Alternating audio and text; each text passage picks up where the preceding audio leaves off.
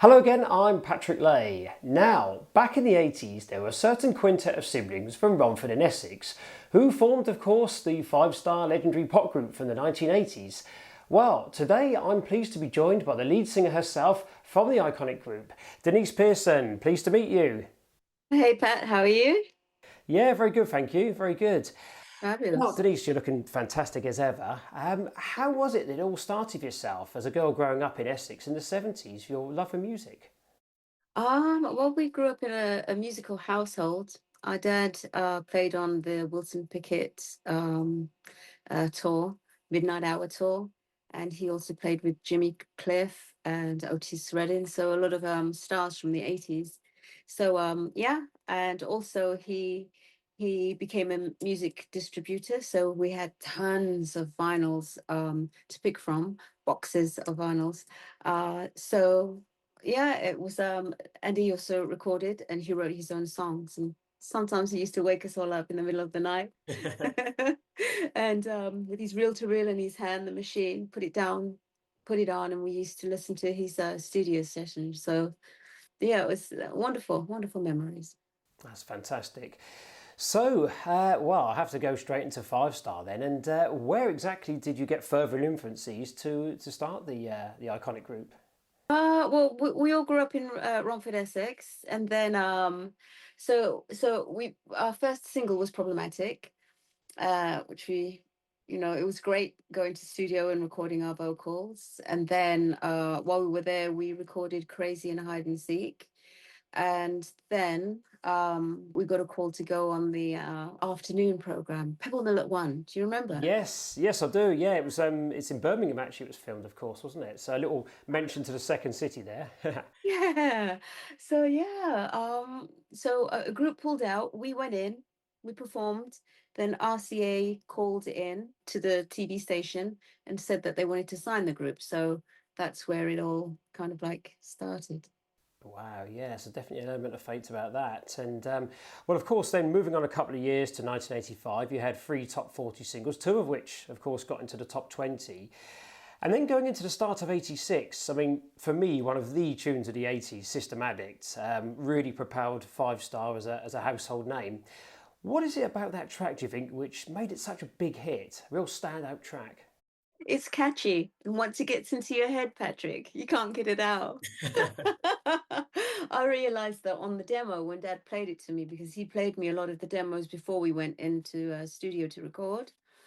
And that one was really, really stood out to me. And that was written by an American songwriter, Billy Livesey, one of my Right. favorite writers. And yeah, and Gary Bell. But yeah, but Systematic was amazing. Yeah, it and when I perform it at the festivals now, the crowd goes wild. It's like it's Systematic. So yeah, it's an amazing tune. Yeah, and I've always been a massive fan of that, nearly 40 years on as well. So then as 86 carried on, had two other top 10 hits with Can't Wait Another Minute and Find the Time. And then, of course, Rain or Shine came along, reaching number two and kept off the top only by the biggest selling hit of 1986, The Communards, and then a certain artist called Madonna. So, I mean, it must have been an incredible time, to have been around with all those household names along with yourself. Gosh, yes. I mean, we had the Bangles, we had Freddie Jackson, we had Michael Jackson, George Michael, I mean, Madonna, Whitney. It's absolutely phenomenal. And we were all on vinyl too. So, yeah, and it was a phenomenal era. And I thank God for being a part of it, you know? Sure, yeah, no, absolutely. Well, an amazing time indeed. And of course, you had two major honours, of course, around that era as well. In 86, you were nominated for a Grammy for the Best Rhythm and Blues Instrumental Performance for writing, well, you wrote All Fall Down. And then, of course, in 87, Five Star picked up the Best Group Award at the Brits, while significantly as well becoming the first black group to pick up a group award at the Brits. I mean, wow, it must have been just incredible to be part of those two events. Tell us how you felt about them. It was amazing. I mean, the B-side, First Avenue, was my first instrumental that I ever wrote. And to get a be Grammy nominated off the back of that was absolutely it was an honor. I mean, it was phenomenal for me.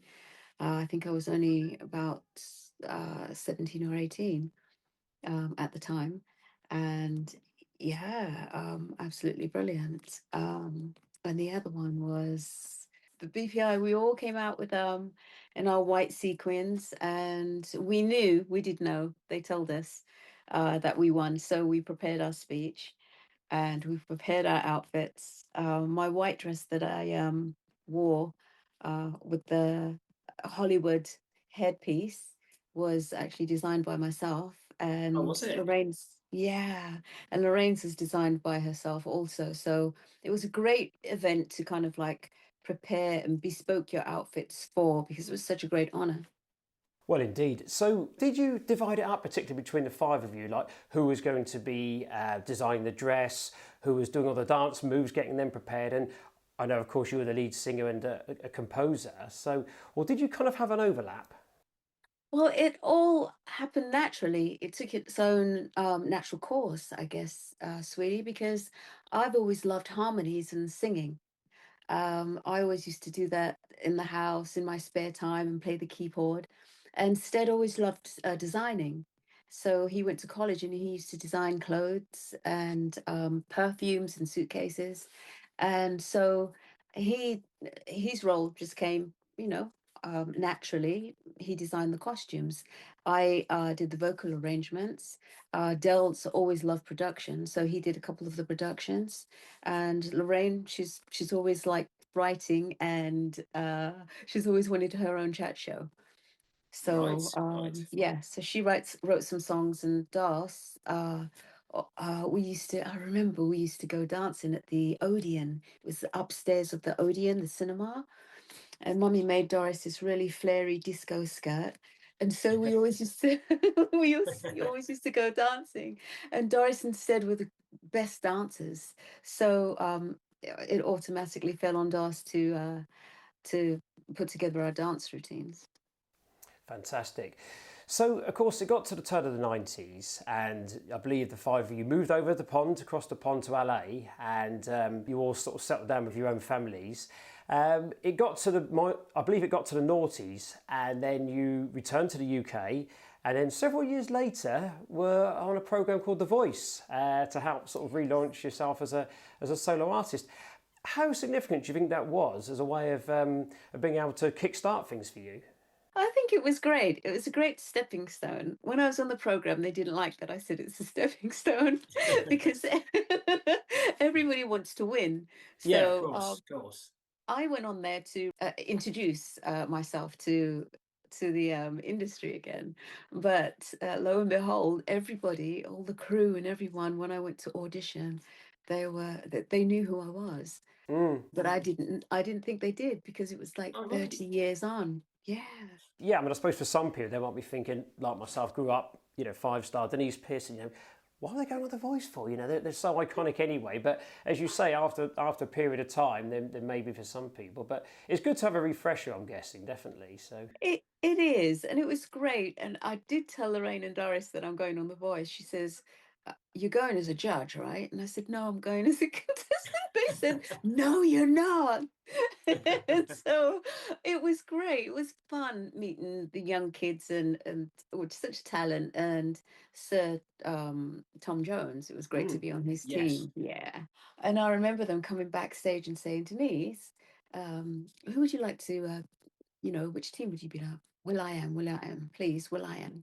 And then he came back and says, what if Tom wanted you on his team? It's like, okay, but I really prefer Will.i.am. And then it's like, Tom buzzed me, and it's like, okay.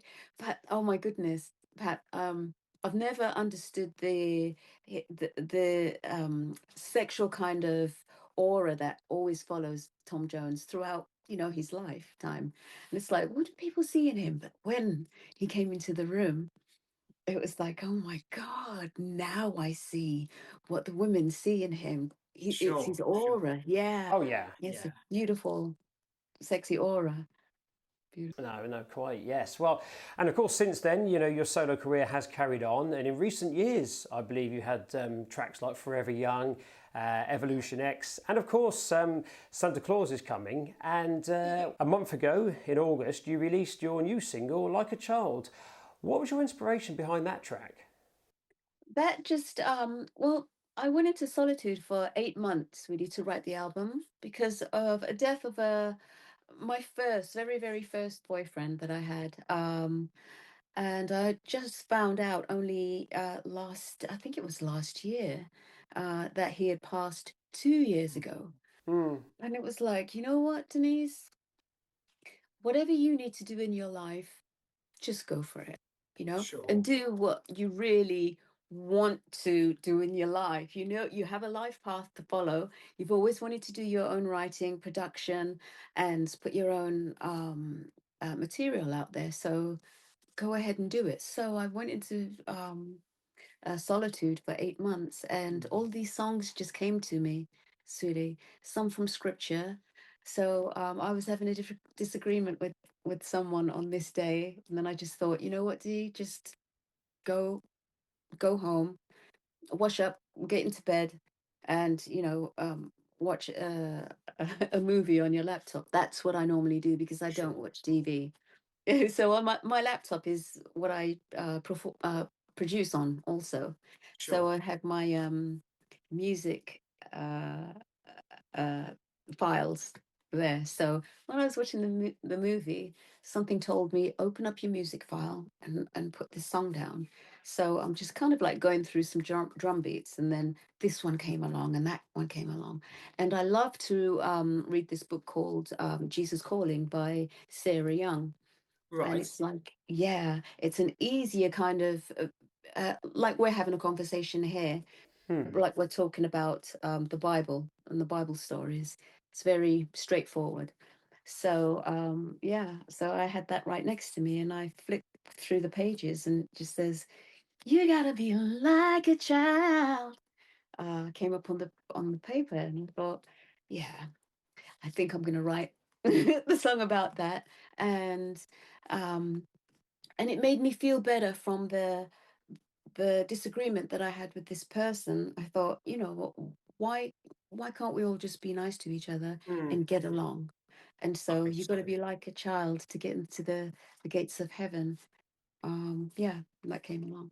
Yeah, that's beautiful, that is. And I mean, I have to say as well this year, of course, you can't mention this year without the desperately sad news of Stedman. So I wanted to say that now, sincere condolences to you and all your family about that. And on that note, I mean, has it actually made it more difficult writing that song this year? Because obviously it's been, I'm sure, an emotional roller coaster. Or in some ways, has it actually made you, well, actually sort of help with the grieving process, knowing, of course, that how proud your big brother would have been of you? Yeah, absolutely. I mean, Stead was a gent, such a gentleman, and or everyone always used to say you're the female version of Stead, whereas character Oh, wasn't, yeah. and what we like, Mm, mm, very flamboyant. And but I am on my spiritual journey in Sweden, and I think spirituality uh, is something that we don't highlight enough, mm, because mm, I think these vehicles that we come back as, um, that it's the male version and the male vehicle and the female vehicle. But sometimes we come back as I was a female in my last life. I came back as a male, and then I kind of feel more masculine, but being in mm. a female body. So Right, okay.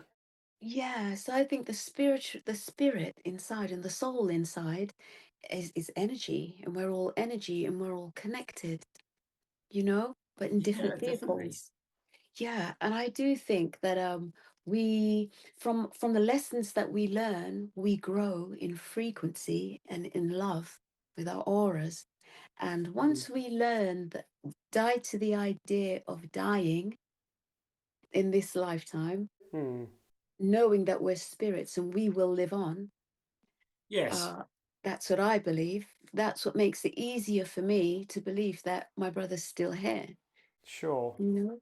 No, I do. I mean, people have said that before. I mean, I've heard it being said that it's only our shells that disappear, you know, when someone passes away. But the spirit, I mean, we can all think of family members and who we've lost over the years, or friends and what have you. And I don't think we ever forget them. I mean, we're never going to, but it's as if they're here. You can hear them. And even there's like situations you want to talk to them about, if it's happy things or things where you sort of, you know, perhaps sort of like go to them, if you like. You can just imagine now what they would have said about it, you know, and I don't think it does ever leave you. So quite comforting, really. So, Absolutely, sweetheart. We do keep those memories. Although these days at concerts, everybody's putting their phone up, you know, and they're viewing everything through their phone. It's like, yeah. what happens if you lose your phone? You know, you be there in the present moment, and this is all we got to take with Yeah. us. I This is think our so. memory bank. So when we are 100% focused in the moment, and as we are spirits, then we do have those memories of the persons whose vehicle that has passed, but they're still here, but you still hear them in your mind. That's the beauty. God made us so perfect. Yeah, I think it's definitely to have that, you know, to actually live in the moment. And, you know, another saying I've heard before was about the best photos are the ones in your mind rather than just, you know, near permanently trying to video every. I mean, we'd have done it years ago if we'd have had the technology. Of course, we would have done, you know, back in the sort of, you know, 80s, 90s, or, you know, before that, you know. But I do think though people need to try to sort of take it in, because, you know, and also how often do you ever look back at these photos and videos? But the memories are there forever if you live in the moment. Yeah, there you go, sweetie. That's your U-Haul, right? They say they say you never see a U-Haul behind a hearse, but that's your U-Haul. You get that, you pass on with Sure. that. Yeah, we do. That's quite Stays in the cool. spirit. Yeah, definitely. So over the years and in Five Star, you had so much success, but was there one song which possibly meant just that little bit more to you than maybe all the others? I think Rain or Shine, I think, sweetie, because it's such a sweet song. Hmm. Rain or It shine, is. you'll always be one in a million, my fantasy come true. You know, cut me Yeah. a heart on a tree and say it's forever, not a year and a day.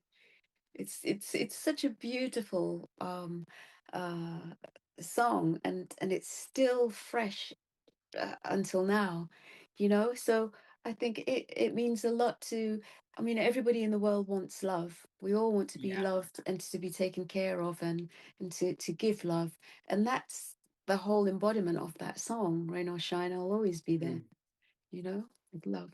Yeah, it is a lovely song, and of course, you know, as I say, it's reached number two, didn't it, back in '86? It was a huge, you know, a massive hit, isn't it? From that's, you know, still played and will always be relevant. It's timeless with those lyrics, as you say. So There you go. beautifully written. Well, we couldn't leave then, Deniece, without a word about your up and coming album, Free Queen C, which I believe is due for release on the 6th of December. What can we expect from that? Oh, you can expect a lot, sweetie. I can't wait to bring this to the public because this is totally me. The production, the writing, everything is 100% what I'm about. You've got some inspirations from Bob Marley. Bob Marley came into my head. This one, Like a Child, it's TLC with the rap. Like I say, I tell you the truth, yeah, yeah. Very 90s. But Deliverance is a Bob Marley inspired tune with very, very strong lyrics. No more persecution, mighty friends, the time has come to take our rightful place and stand where we belong. Kings and queens of Africa, no, no more oppression, only liberation. Take your bow and take your crown, deliverance.